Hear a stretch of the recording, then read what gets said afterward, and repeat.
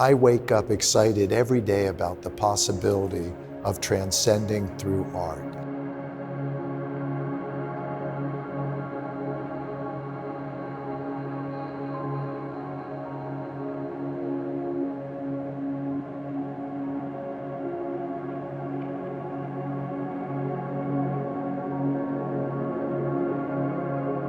Expansion of your own capacity through learning and experimentation has been involved in much of the development of your work.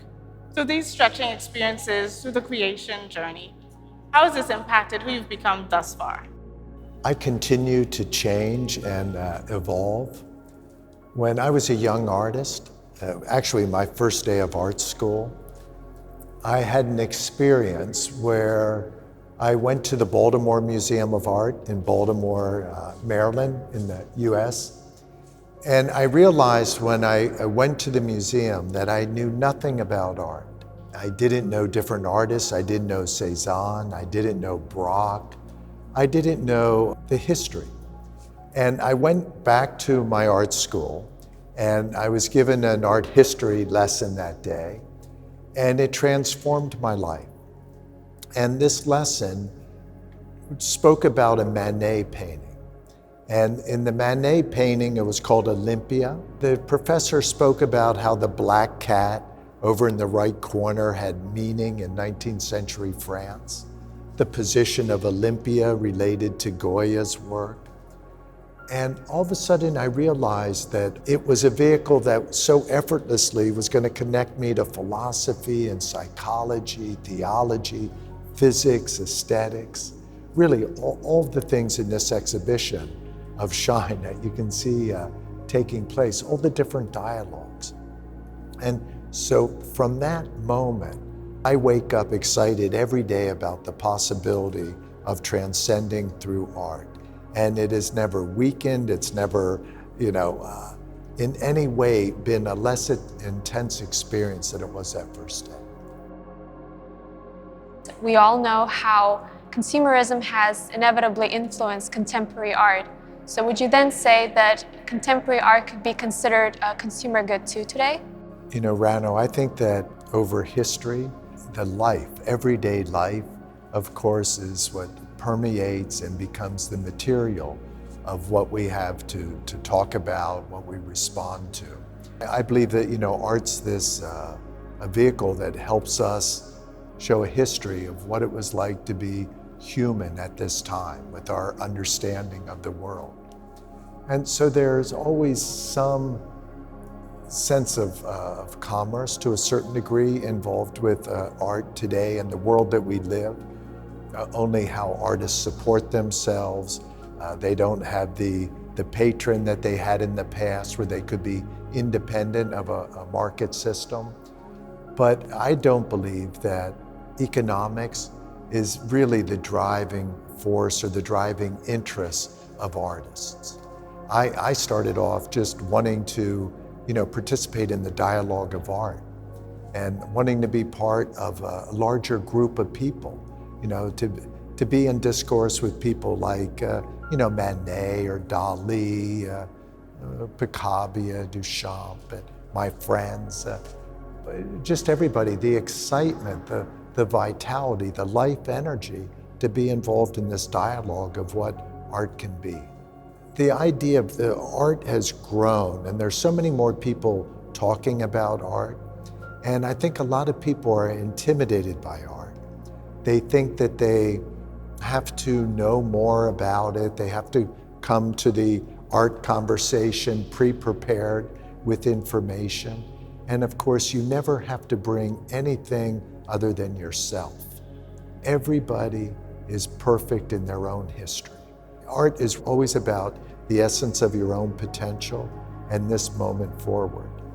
But because of that insecurity, I think people speak about peripheral things like money, economics, and because they'll see how art is in some ways replacing some other institutions or some other areas where people have had involvement in the past.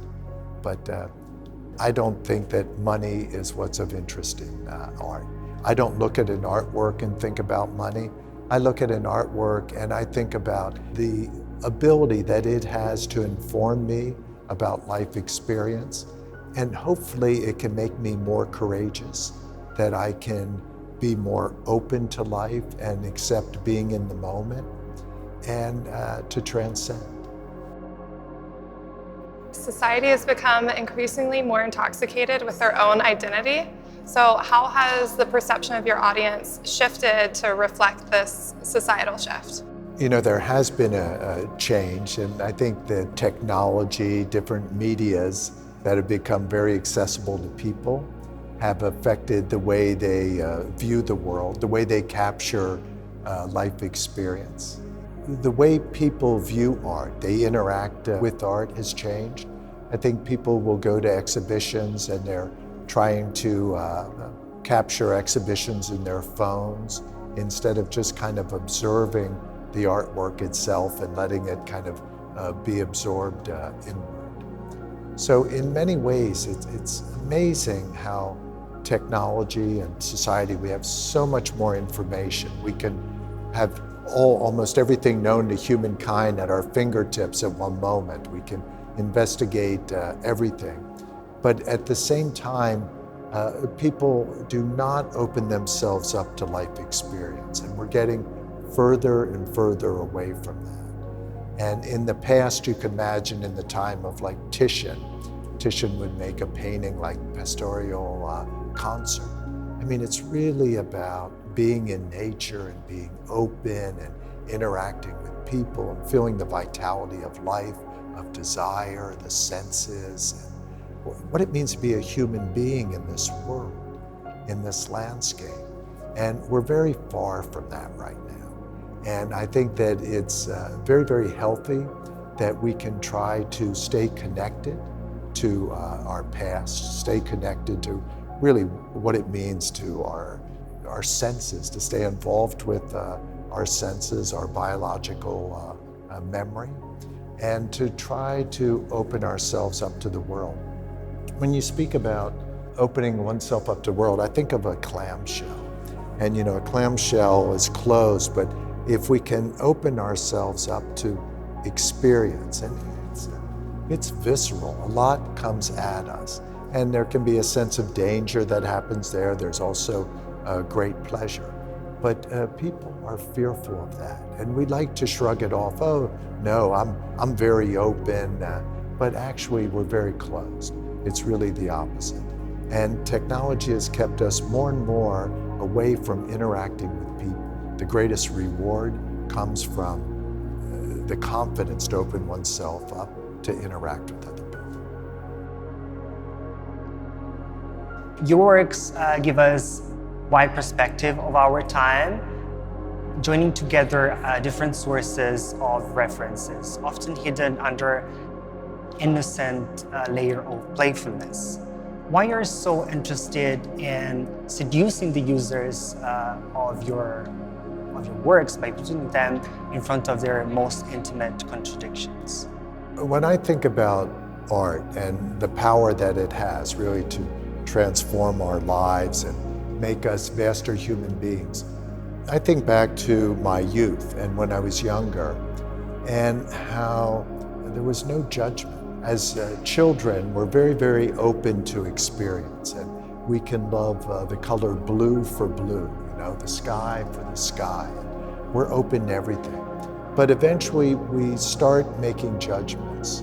Assertive judgments really end up segregating you from the world. They segregate things, oh, I don't like that, this isn't so good. Instead of practicing judgment, if we practice acceptance, it's the opposite. And we bring everything in, and everything is perfect in its own being. And when you have everything there, everything can be incorporated. It can be brought into the dialogue of what you're doing. And I really believe that acceptance is how we walk out of Plato's cave.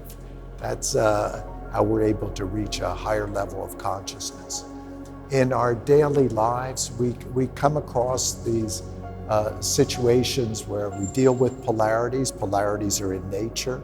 It's at the kind of the heart of atoms. There has to be an acceptance of the polarities. The polarities are perfect also in their own being. But complete acceptance, and I think of following one's interest, is really what takes us to that connecting kind of metaphysical vocabulary of human history. In your interviews, you often speak about the importance of art as a vehicle for the expansion of the self. More specifically, pop art, fashion, and culture have always been targets of judgments about superficiality and the commodification of desires. Yet, in 2021, why it's still necessary to explain that a shiny sculpture, a piece of clothing, and the act of dressing can function as tools for expressing your very own ethos?